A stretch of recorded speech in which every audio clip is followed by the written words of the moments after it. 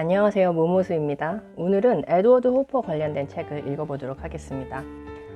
에드워드 호퍼 전시를 보고 왔어요.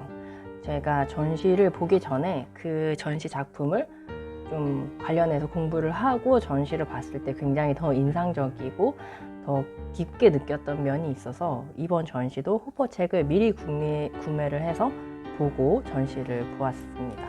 그랬더니 더 좋았던 것 같아요. 사실 전시를 2번 보면 좋겠지만 2번 잘 안 보게 되기 때문에 일단 1번 볼 경우에는 좀 공부를 하고 보는 것이 좋지 않나 이런 생각을 해봤어요. 자, 그래서 에드워드 호퍼 관련된 책은 별로 없어요. 이 말이 별로 없는 사람이고 기록도 별로 없으셔가지고 이분 관련된 책은 별로 없는데 전시 전에 호퍼 A to Z라고 책이 한 권 출간이 되어서 그 책을 읽어보았습니다. 책 중에서 중간중간 읽어보도록 하겠습니다. S. 프로스트. 로버트 프로스트는 시 부문 플리처상을 4번이나 수상한 시인으로 어떤 면에서는 미국 문학계의 에드워드 호퍼라고 할 수 있다. 미국에서 엄청난 인기를 얻었고 유럽에서도 친숙한 이름이지만 널리 알려진 작품은 비교적 드문 편이다. 그의 알려진 작품 중 하나가 1922년작 눈 오는 저녁 숲가에 멈춰서서인데 호퍼는 이 작품을 사랑했다. 이는 놀라운 일이 아닌데 프로스트의 언어가 단순하고 소박하지만 강력한 내면 세계를 드러낸다는 점에서 호퍼의 작품과 유사하기 때문이다. 마지막 예언은 그 자체로 언어로 표현된 강력한 심상이다. The woods are lovely, dark and deep. But I have promises to keep, and miles to go before I sleep, and miles to go before I sleep. 숲은 아름답고 어둡고 깊다. 하지만 내가 지켜야 할 약속이 있어. 그리고 내가 잠들기 전에 가야 할 길. 그리고 내가 잠들기 전에 가야 할 길. 그래서 이 로버트 프로스트라는 사람 시인이 궁금해서 이 시인의 책도 사봤죠. 영시기도 하니까 영어 공부도 할 겸 해서 구입해 봤습니다. 그리고 괴테, 잔디. 괴테는 호퍼가 특히 존경하는 시인이었다. 그의 독일어 연습장은 나이에게 있는 그의 생가에 보존되어 있다. 호퍼는 평생 괴테가 야코비에게 보낸 편지에서 발췌한 인용문을 지니고 다녔다. 이 사실은 그가 얼마나 괴테의 작품과 편지를 주의 깊게 읽었는지를 말해준다. 친애하는 친구, 모든 글의 시작과 끝은 무엇인가? 내 주변 세계를 재현한다는 일, 모든 게 남아있고 묶이고 다시 만들어지고 반죽되고 독특한 형태와 방식으로 다시 시작되는 내면 세계를 통해 말이야. 이 세계는 영원히 비밀로 남을 걸세. 신께 감사할 일이야. 나 또한 입을 벌리는 사람과 떠들어대는 사람들에게 공개하지 않을 걸세. 호퍼는 말 많은 세상 사람들에게 그의 내면 세계를 밝힐 의도가 없었다. 그러나 그는 최소한의 단어로 이미지를 창조하는 괴테의 능력을 특히 사랑했다. 호퍼는 또한 괴테의 숲 표현에 관심이 있었고 괴테가 1780년에 쓴 나그네의 밤 노래 2번째 버전을 자주 인용했다. 그리고 독일어 시가 또 독일어로 수록이 되어 있네요. 봉우리마다 모두 쉬고 있다. 우듬지에는 바람 한 점 없고 숲에는 새 소리도 들리지 않는다. 기다려라. 너도 곧 쉬게 되리라. 호퍼는 자기식대로 자유롭고 간결하게 영어로 번역했다. 모든 언덕이 조용하고 모든 계곡에서 소리가 거의 들리지 않는다. 모든 새들은 숲에서 조용하다. 곧 당신도 쉬게 될 것이니.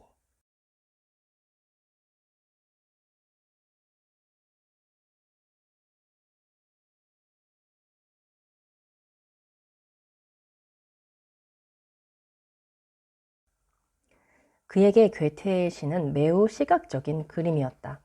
호퍼는 그의 그림, 특히 케이프 코드 풍경의 영향을 받은 그림에서 노랗게 시든 풀을 자주 묘사한다.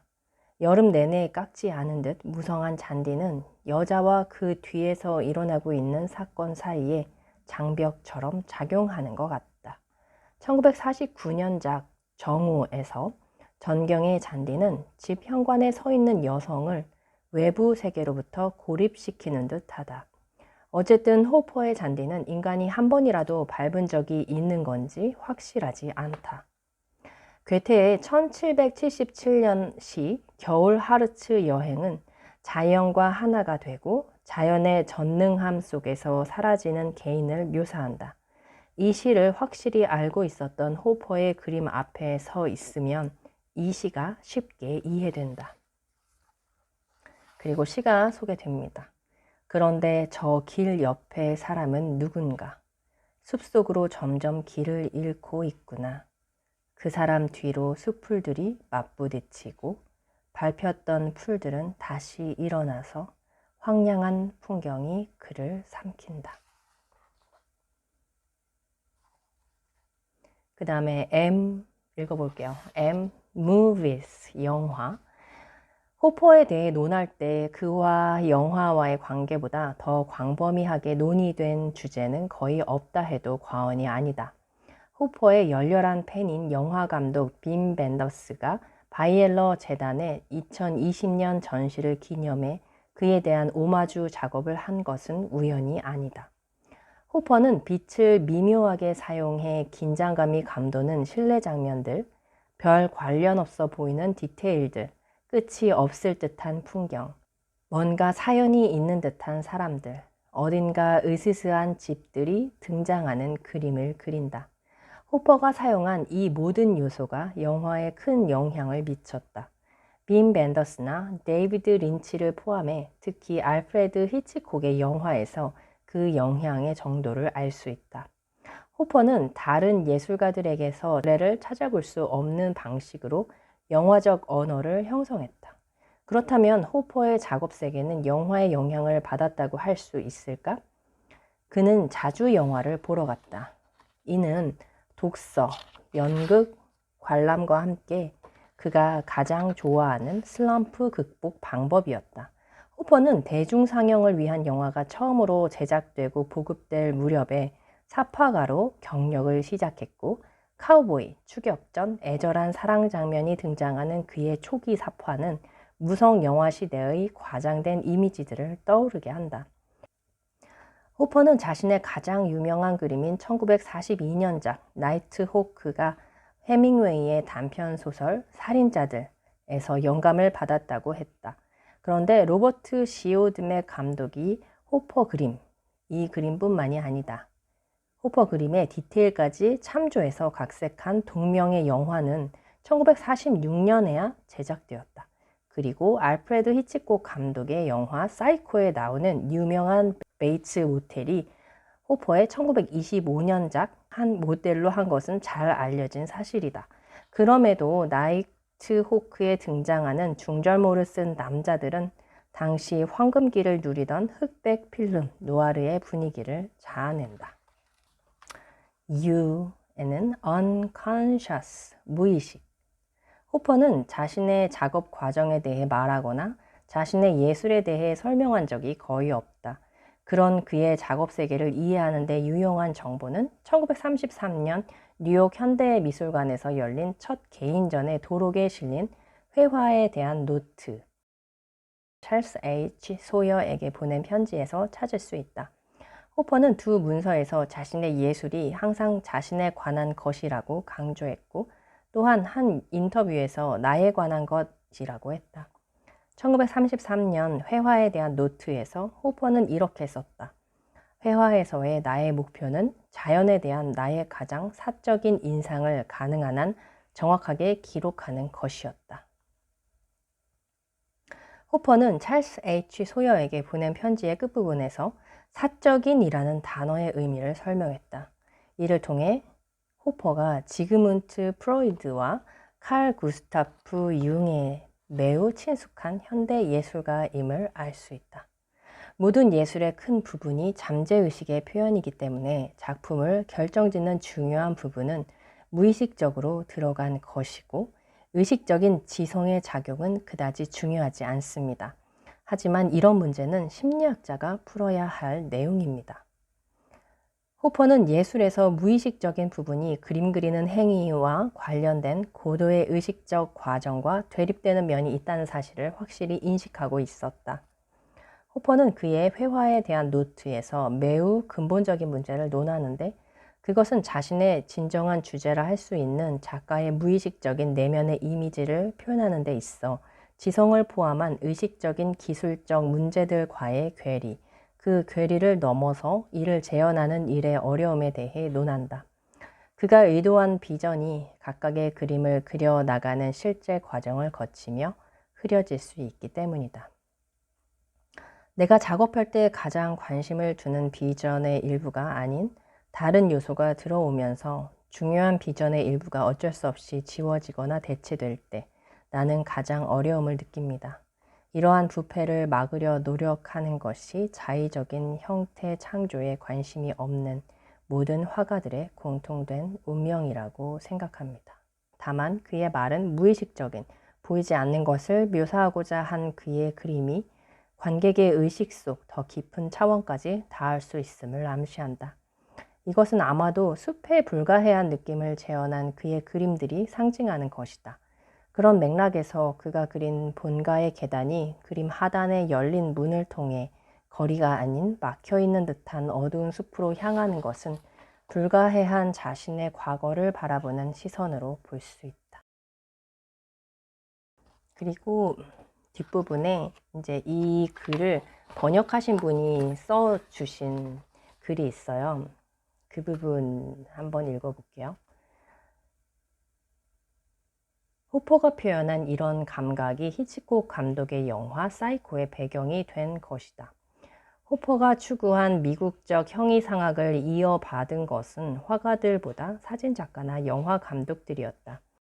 사진과 영화를 통해 유럽의 화가들이 보여준 초현실주의의 이상함까지 가지 않고 호퍼가 보여주었던 기이한 감각을 전달하는 데 성공하고 있다. 이 감각은 다른 말로 하자면 일종의 긴장감이다. 서양에서 전개된 모더니즘의 특징 중 하나가 서사의 사라짐이다. 문학에서 이미지즘과 개인적 의식의 흐름 등이 중시되며 플롯이 사라지듯 미술사에서 가장 중요하게 취급되던 역사화는 현대에 들어 자취를 감춘다. 세잔의 풍경에서 큐비즘이 싹트고 큐비즘에서 추상으로 전개되는데, 추상회화는 서사의 부재라는 인식은 제공해도 우리의 내재된 감각 속에 각인된 서사의 사라짐을 느끼게 하진 않는 것이다. 서사의 사라짐은 서사의 가능성이 있는 곳에서 더 강하게 느껴진다. 안토니오니의 영화 태양은 외로워에서 갑자기 서사가 사라질 때 어떤 추상 작품에서보다 우리는 더 강한 사라짐을 느낀다.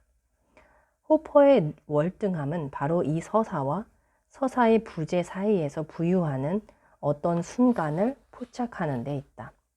호퍼의 친한 친구이자 평론가였던 기 페네 듀 부아는 호퍼가 청교도적 배경을 순수주의로, 도덕적인 엄격함을 스타일의 정교함으로 승화시켰다고 했다. 호퍼는 그가 세상에 대해 가진 긴장감을 특유의 청교도적인 고집스러움으로 매우 미묘하게 포착한다. 호퍼는 언젠가 인터뷰에서 이런 말을 했다. 내가 하고 싶었던 것은 집 한쪽 벽에 드리운 햇빛을 그리는 것이었다. 이 말은 그의 세계를 이해하는 데 중요한 열쇠가 된다. 한 시인은 문명은 벽에 드리운 햇빛에서 시작한다고 말한 적이 있다. 나는 이 말을 미학에 관한 것이라고 이해하고 있다. 햇빛이 벽에 드리울 때 호퍼의 빈방의 빛이나 바다 옆의 방에서 볼 수 있는 것처럼 자연의 근원이라 할 수 있는 햇빛이 인간이 만든 벽을 만나 음영을 만들 때 인간은 미학적인 경험을 하게 된다. 모든 것이 여기에서 시작되는 것이다.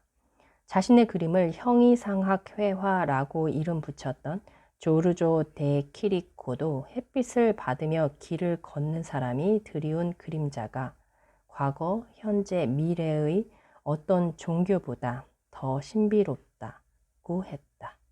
말이 없는 것으로 악명 높았던 호퍼는 말로 표현할 수 없는 일상의 신비로움, 이를 재현하는 문제에 천착했다. 호퍼에게 창문이라는 모티브가 중요했던 것도 건물이라는 막혀있는 구조 밖에서 건물 안을 들여다볼 수 있는 것이 창문이었기 때문이다.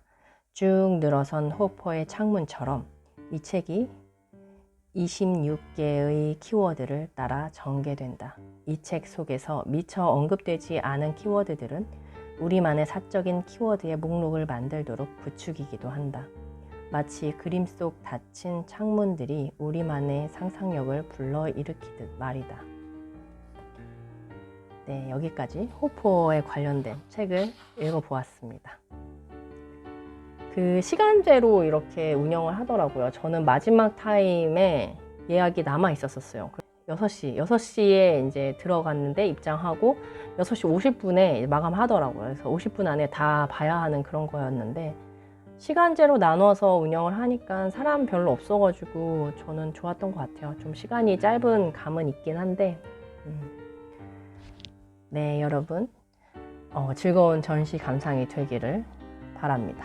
감사합니다.